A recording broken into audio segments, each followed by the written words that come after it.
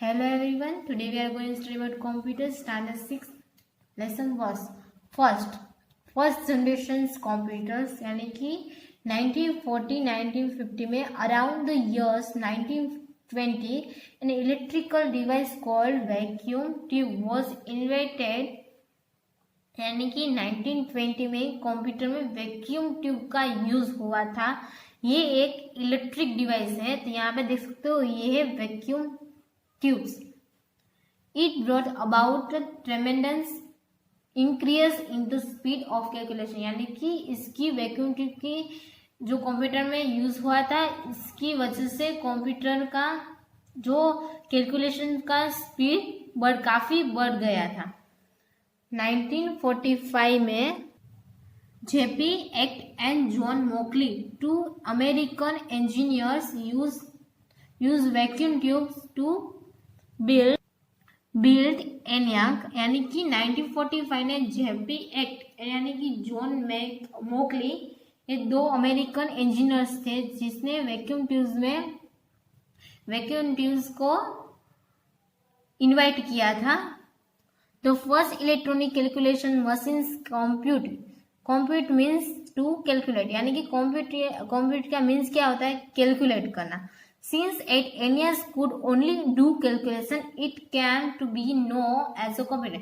यानी कि पहले क्या होता था? कंप्यूटर ओनली फॉर कैलकुलेशन करने के लिए यूज होता था. Many improvements were made in the computer since then. यानी कि कंप्यूटर में अभी हम देख ही रहे हैं कि कंप्यूटर में कितने सारे इम्प्रूवमेंट हुए हैं. It began to be used not only for doing calculations but also for writing, listening to music, drawing, playing games and many other tasks. However, it is still called computer.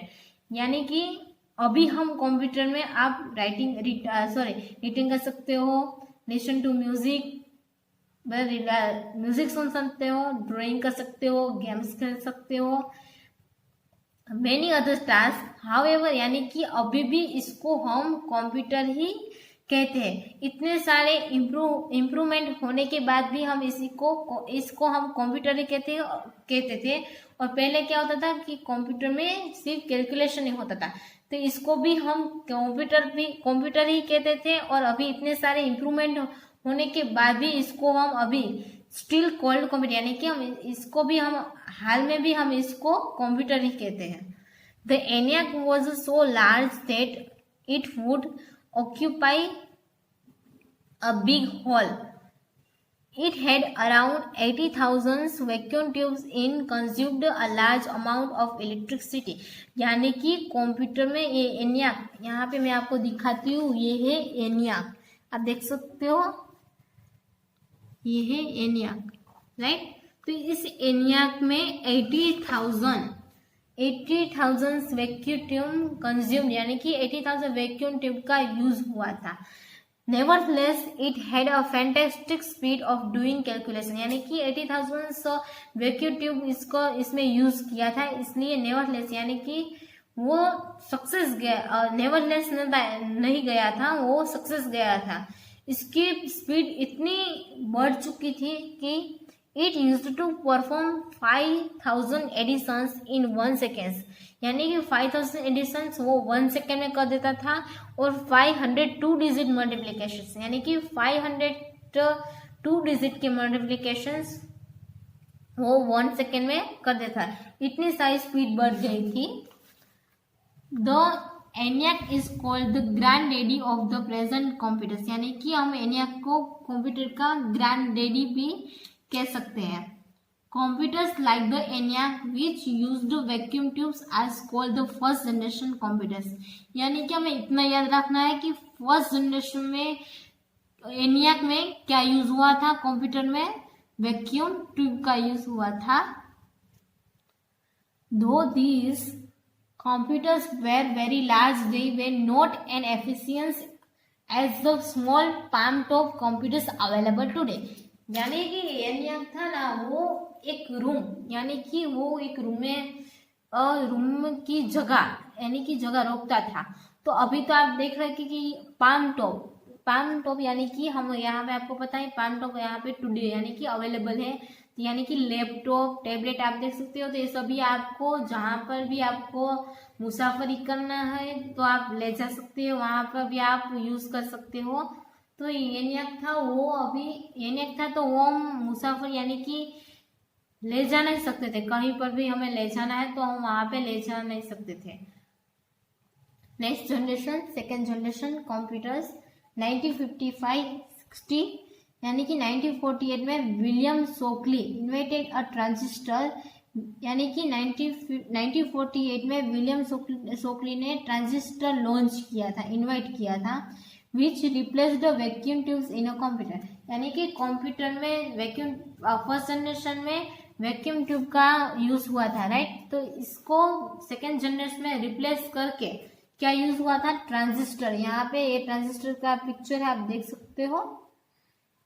A transistor was 200 times smaller than a vacuum tube, यानी कि transistor जो transistor है वो vacuum tube के comparison में 200 times smaller यानी कि smaller है वैक्यूम ट्यूब के कंपैरिजन में, and it consumed less electricity. The first transistor computer was created in 1953, यानी कि 1953 में ट्रांजिस्टर का यूज हुआ था कंप्यूटर में वैक्यूम ट्यूब की जगह।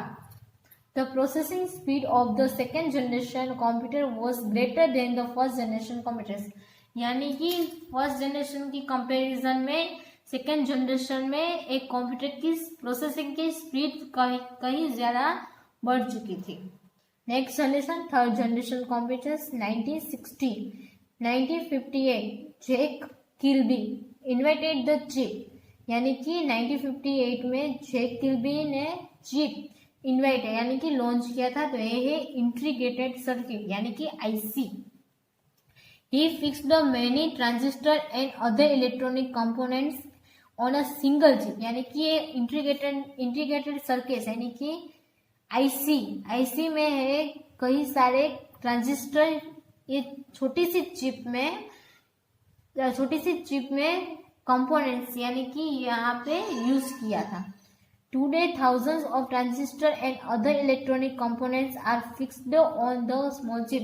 इस small chip में कई सारे ट्रांजिस्टर फिक्स किए थे। ये स्मॉल की इलेक्ट्रॉनिक सर्किट में। The third generation computers were much cheaper, smaller in size, यानी कि फर्स्ट जनरेशन और सेकंड जनरेशन की कंपैरिजन में चीपर यानी कि काफी सस्ता था और स्मॉल साइज भी इसकी स्मॉल थी। And their processing speed was quite high, यानी कि ये दोनों की कंपैरिजन में फर्स्ट जनरेशन का कंपैरिजन में और सेकेंड जनरेशन की दोनों की कंपैरिजन में थर्ड जनरेशन में जो ये चिप का यूज हुआ था तो इसकी कहीं ज्यादा स्पीड बढ़ चुकी थी। फोर्थ जनरेशन कंप्यूटर जो हम अभी यूज करते हैं 1971 में। The present day computers are the fourth generation computer as a result of the VLSI यानी कि Very Large Scale Integration Technology। तो अभी जो हमें कंप्यूटर में यूज करते हैं ये है माइक्रो प्रोसेसर चिप जो हम अभी कंप्यूटर में यूज करते हैं। तो अभी हम फोर्थ जनरेशन में है वो हम कह सकते नहीं फोर्थ जनरेशन में है, sorry. 1 million electronic components can be fixed on single tiny microprocessor chip, यानी कि ये माइक्रो प्रोसेसर चिप में कई सारे इलेक्ट्रॉनिक कंपोनेंट्स फिक्स हुए हैं अ सिंगल चिप में माइक्रो प्रोसेसर चिप में।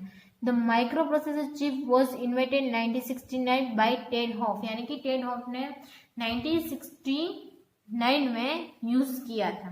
तो ये है micro processor chip. A microprocessor chip controls the entire working of a computer. It functions like a human brain, but it does not have its own brain. यानी कि वो इसका हमें कंप्यूटर को इंस्ट्रक्शंस देना पड़ता है। वो सबको तो आपको मालूम है, जैसे हमें वर्क करना है तो वैसे ही हमें कंप्यूटर में प्रोग्राम के थ्रू हमें इंस्ट्रक्शंस देना पड़ेगा। वो ऑटोमेटिकली उसको पता नहीं चल पाएगा कि हमें कंप्यूटर में क्या वर्क चाहिए। तो इसलिए हमें प्रोग्राम के थ्रू हमें उसको इंस्ट्रक्शन देना पड़ेगा, वो ओवर ब्रेन यानी कि उसका ब्रेन यूज कर सकते हैं। And so it is requires a set of instructions to carry out its functions, यानी कि हमें उसको फंक्शंस के थ्रू हमें इसको इंस्ट्रक्शंस देना पड़ता था। Today personal computers are manufactured using microprocessor chip. तो अभी हम जो next 5th generation computers, today efforts are on to make a computer that is based on knowledge-based procedures and artificial intelligence, which will help a computer read what we write, speak, and modify the programs according to the requirements. यानी कि computer में अभी तो हम 4th generation में है, ये 5th generation में क्या होगा, जो कंप्यूटर अभी ओनली रीड एंड राइट अभी हम कंप्यूटर रीड यानी कि ओनली राइट कर सकता है, राइट। तो 5th जनरेशन में ऐसे कुछ चेंजेस हो गए, जो कंप्यूटर बोल भी सकता है और रीड भी कर सकता है। ये दोनों अपडेट आएंगे 5th जनरेशन में। The will require millions of transistors and other electronic components fixed on chips. Their will are SLSI, जिसको super large scale integrated chips, यानी कि अभी तो हम 4th जनरेशन में है, जिसमें VLSI यानी कि माइक्रो प्रोसेसर चिप का यूज हम कर रहे हैं। तो नेक्स्ट जनरेशन में 5th जनरेशन में SLSI यानी कि super large scale integrated chips का यूज होगा। अभी हुआ नहीं है, 5th जनरेशन में होगा। तो इसमें कई सारे फीचर्स अपडेट होंगे। तो अभी तो हम 4th जनरेशन में है, तो 5th जनरेशन में ये कई सारे कंप्यूटर्स में फेरफार होंगे, चेंजेस होंगे जो हम कह सकते हैं जो 5th जनरेशन में होगा। अभी तो हम 4th जनरेशन के कंप्यूटर यूज कर रहे हैं, राइट। Thank you.